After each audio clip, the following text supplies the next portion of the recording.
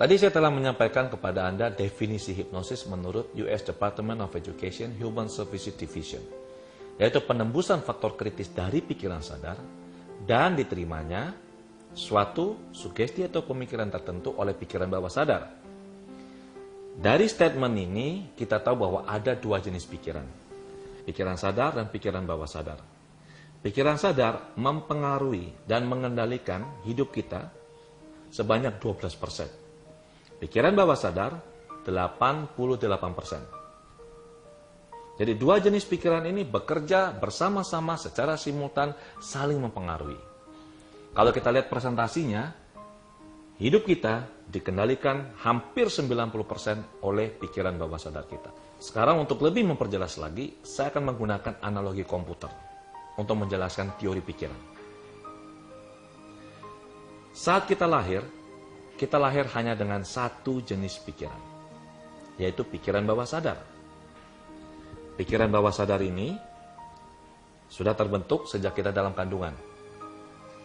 Jadi pikiran bawah sadar ini ibarat komputer, itu hard disknya, yang bisa kita isi dengan berbagai data dan program. Sejak usia 3 bulan dalam kandungan, seorang bayi, janin itu sudah bisa diprogram. Dan program itu masuk ke bawah sadar. Begitu bayi itu lahir, maka lingkungan akan melakukan programming terhadap pikirannya dia. Jadi saat kita lahir, kita hanya membawa satu pikiran, yaitu pikiran bawah sadar saja. Pikiran bawah sadar terdiri dari dua komponen, yaitu pertama, yang disebut dengan modern memory area. Ini yang lebih sering dikenal sebagai subconscious oleh kebanyakan orang. Satu komponen lagi, yaitu the unconscious mind, itu disebut juga primitive area. Nah, waktu kita lahir, daerah primitif area sudah berisi program yang diberikan oleh Tuhan, Sang Pencipta. Daerah primitif area ini berhubungan dengan berbagai program, berisi berbagai program, yang tujuannya untuk bisa membuat kita tetap hidup.